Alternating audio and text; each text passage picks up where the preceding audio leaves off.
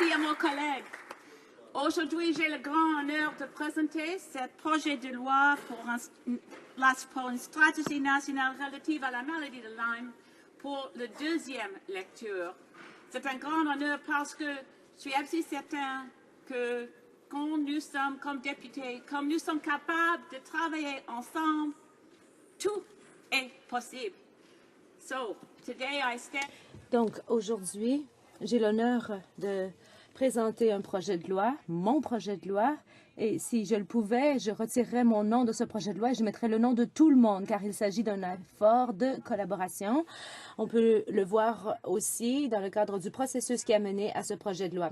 À la première lecture, en juin 2012, mon ami, l'honorable député d'Etobicoke-Nord, une libérale, qui travaille beaucoup sur les questions de santé, m'a aidé. Et aujourd'hui, j'ai donc l'honneur de voir que mon projet de loi est appuyé par le député de Oakville. Celui-ci travaille beaucoup sur les questions de santé. En fait, je le félicite lui et aussi le ministre de la Santé qui ont proposé le projet de loi C-17 et j'espère que le projet de loi C-17 sera adopté. Il s'agit d'étapes importantes qui prouvent que individuellement, nous pouvons changer les politiques. Le député de Oakville a également pris position au sujet de la question de la maladie de Lyme et il a écrit la préface d'un livre qui parle du déni de la société canadienne à l'égard de cette question. Il y a également le Parti néo-démocrate qui, il y a quelque temps de cela, par la voix de la députée de Vancouver-Est, m'a accordé son appui. Et je crois que ce projet de loi est important et la réussite du projet de loi repose sur la députée d'Edmonton, la ministre de la Santé, et cette dernière a accepté de travailler avec moi sur la rédaction de ce projet de loi et je m'attends à ce qu'il y ait des amendements qui soient apportés en comité et je m'attends à ce que ces amendements soient utile, tout le moins. Et donc, cela montre que nous sommes capables de travailler ensemble pour améliorer les choses relativement à cette question. Mais quelle est cette question? Je crois que tout le monde en Chambre est au courant du fait que la maladie de Lyme se propage. Elle se propage grâce à une bactérie plutôt précise. Il s'agit des tiques à pattes noires ou tiques de cerf, mais aussi grâce à d'autres types de tiques. Donc, il y a le Borrelia burgdorferi. C'est une bactérie qui, dans l'organisme humain, amène un certain nombre de symptômes et cela peut avoir des conséquences très graves et c'est donc diagnosticable. Mais il y a des tiques qui se propagent aussi chez le règne animal, par exemple, qui se propagent grâce aux oiseaux. Et on s'attend à ce qu'il y ait une hausse de la présence de ces tiques compte tenu des changements climatiques. Il est peu choquant de voir que plus tôt, en 2013, le Centre de prévention et de lutte contre les maladies infectieuses en Géorgie a indiqué une prévision révisée pour les États-Unis relativement à la maladie de Lyme. Et on s'attend à ce que les cas soient 10 fois plus prévalents qu'auparavant. Alors maintenant, on s'attend à ce qu'il y ait 100 000 nouveaux cas aux États-Unis. Cela nous rappelle donc ici au Canada qu'il faut s'attaquer à cette maladie car elle ne cesse de se propager et il y a une incidence. Pour ce qui est du ministère canadien de la Santé, depuis 2009, la maladie de Lyme est devenue une maladie à déclaration obligatoire. Ainsi, les professionnels de la santé sont obligés de déclarer tous les cas diagnostiqués de maladie de Lyme. Mais nous savons que ce ne sont pas tous les cas qui sont déclarés parce que d'après la façon actuelle dont le système fonctionne, les professionnels de la santé doivent aviser les autorités provinciales des cas et ensuite les provinces en avisent le gouvernement fédéral.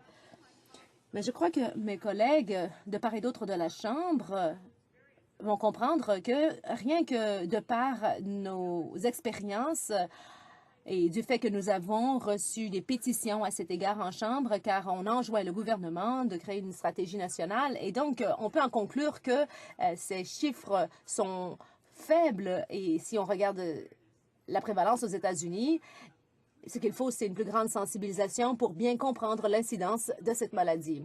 Alors, j'aimerais revenir sur ce que ce projet de loi tente de faire. Comme je l'explique, il s'agit d'un projet de loi qui vise à s'attaquer à la maladie de Lyme, mais il y a diverses façons de s'y prendre. Donc, ce projet de loi vise à établir un système de surveillance nationale, car on ne sait pas vraiment où se propage les tiques et où sont les zones où il y a une prévalence plus élevée. De plus, il faudrait accroître la sensibilisation. Peut-être qu'on pourrait communiquer des pratiques exemplaires pour mieux comprendre les difficultés rattachées au diagnostic et au traitement.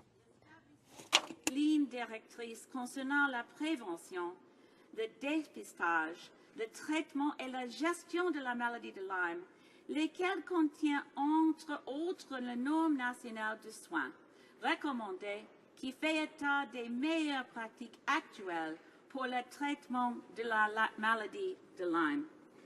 It also calls... On enjoint également les ordres de gouvernement de collaborer pour établir un programme national pour avoir du matériel d'éducation, pour accroître la sensibilisation et aussi aider les membres de la profession médicale. Dans le projet de loi, il y a une obligation qui incombera à la ministre de la Santé dès l'entrée en vigueur du projet de loi, de sorte que cette dernière lance une conférence nationale qui regrouperait tous les ministres de la Santé provinciaux et territoriaux également, et aussi d'autres intervenants. Ils sont énumérés dans le projet de loi. Il s'agit du milieu médical et aussi des groupes représentants des patients. Et l'objectif, c'est d'établir ce cadre national. Je suis très encouragée du fait que, bien qu'on en ait au premier balbutiement du processus pour mon projet de loi, et malgré tout, il a reçu beaucoup d'appui de la part du milieu médical. Et je tiens donc à remercier Eric Mann, le directeur du Collège des médecins de famille du Canada. Et il a écrit en 2013 qu'il appuyait ce projet de loi. Et je le cite. « Notre Collège de médecins appuie le fait qu'on étudie davantage les répercussions économiques et sur la santé de la maladie de Lyme pour s'assurer que les médecins canadiens aient accès aux outils et aux connaissances nécessaires. Les lignes directrices qui seront établies dans le cadre de la stratégie devraient comprendre la contribution des médecins de famille et il faut aussi qu'il y ait une transmission de renseignements à tous les principaux fournisseurs de soins de santé au Canada. » Et je dois dire que j'ai été ravie de recevoir cette lettre il y a quelques jours de cela. Alors, c'est une lettre qui a été envoyée en février 2014 et cela nous vient de l'Association médicale canadienne et c'est signé par le président. Alors, voici ce qu'il a écrit. Et je dois dire que c'est important que je cite cette lettre et pour que ce soit inscrit dans le compte-rendu en deuxième lecture. La maladie de Lyme, ça peut être difficile à diagnostiquer parce que les symptômes et les signes sont assez généralisés et se trouvent aussi dans d'autres types de maladies. Et si on ne peut pas diagnostiquer la maladie de Lyme dès le début, le patient peut souffrir de troubles débilitants, graves, qui seraient plus difficiles à traiter. Et compte tenu du fait qu'il y a une prévalence accrue de cette maladie au Canada et qu'il faut qu'il y ait des soins continus qui soient accordés, il faut qu'il y ait des normes nationales de soins qui permettraient de mieux dépister cette maladie, de mieux la gérer et de mieux la traiter. Les tiques sont en présence endémique au Canada et il faut qu'il y ait des mesures qui soient prises pour aider les Canadiens à mieux se protéger contre les morsures de tiques. Et il faudrait une stratégie nationale qui comprendrait des présentations des gouvernements, une représentation des gouvernements provinciaux, territoriaux, fédéraux, ainsi que d'autres intervenants, et cela porterait sur la surveillance, le diagnostic, le traitement et la gestion de la maladie. De plus, des mesures de prévention de santé publique permettraient d'accroître le corpus de connaissances actuelles et d'aider ceux qui souffrent déjà de la maladie de Lyme. Fin de la citation. Alors, on a ici deux grandes associations du milieu médical, soit l'Association médicale du Canada et le Collège des médecins du Canada, qui m'appuient.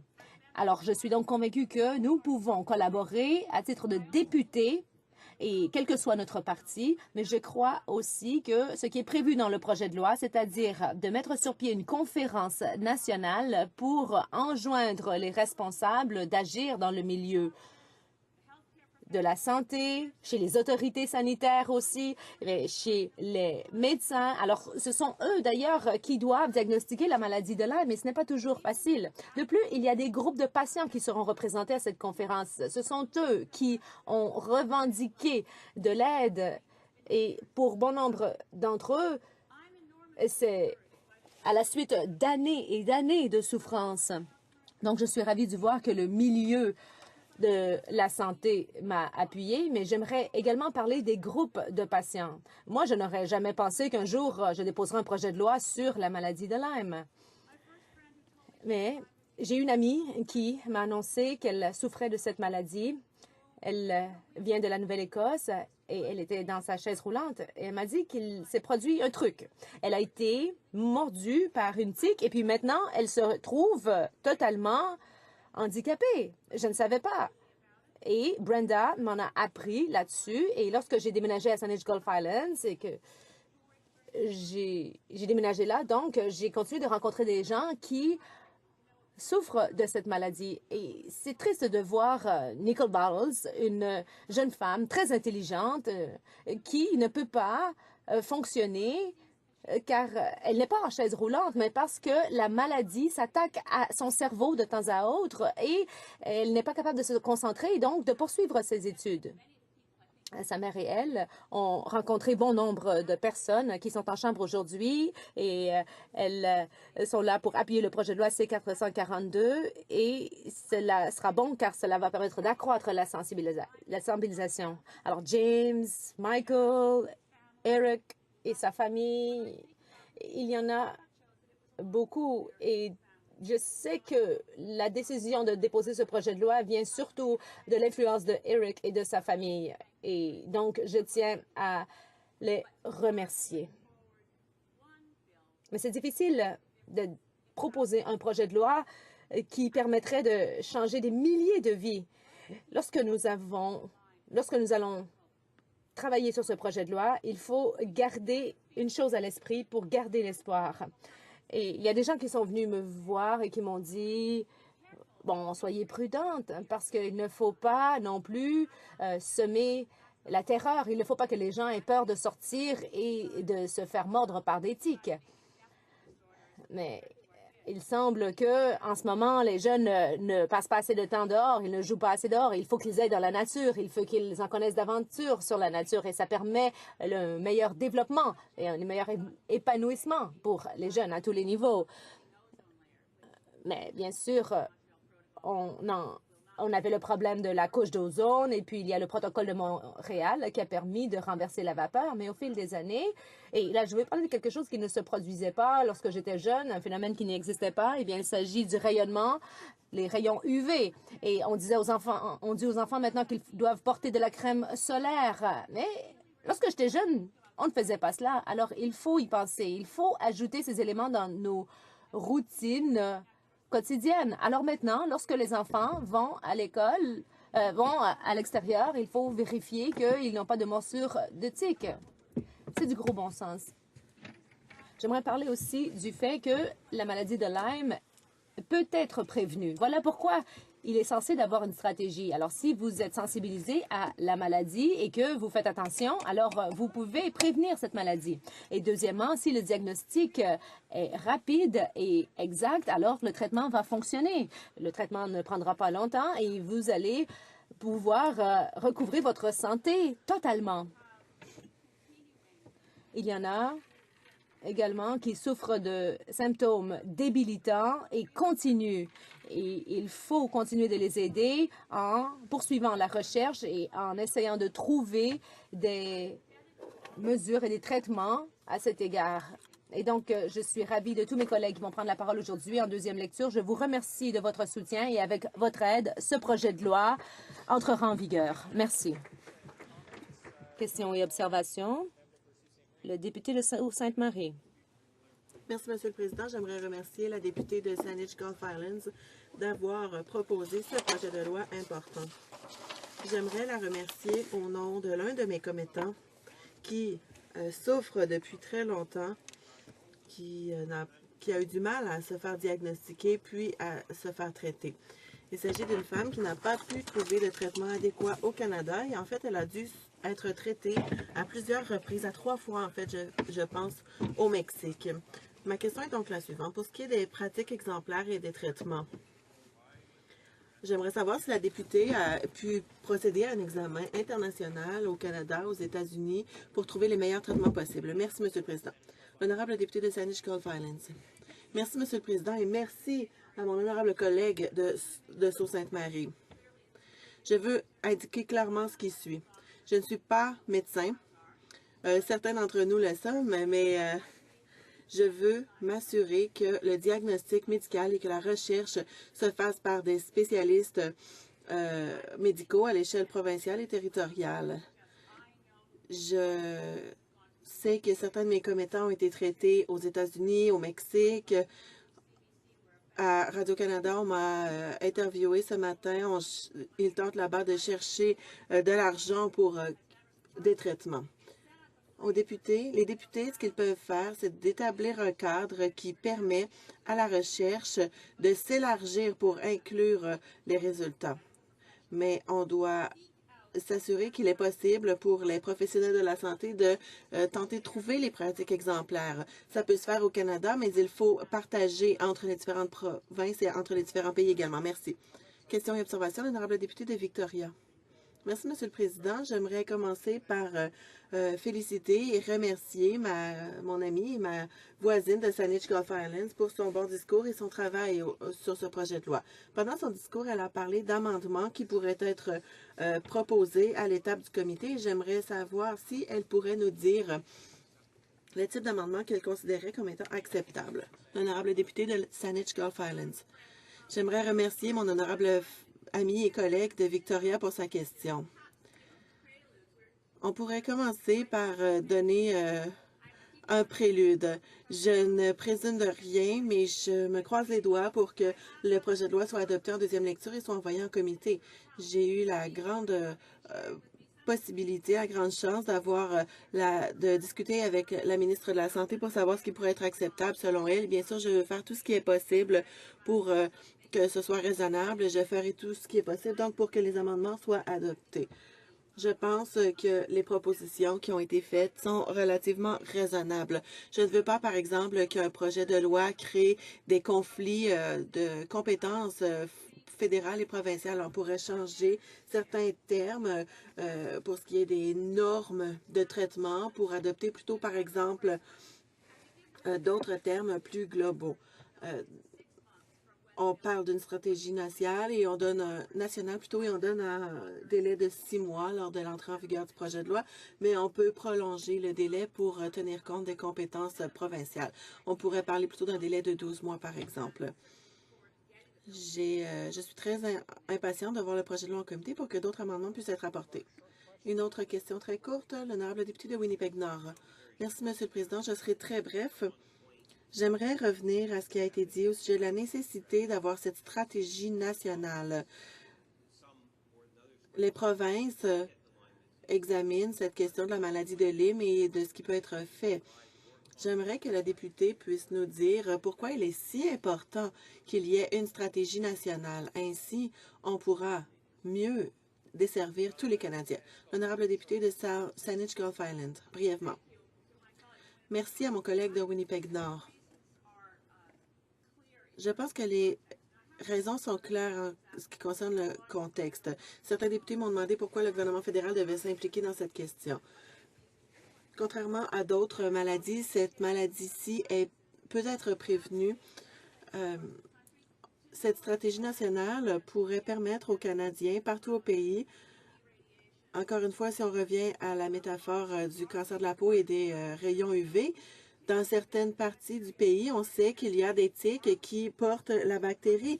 C'est une endémie et on peut être plus vigilant.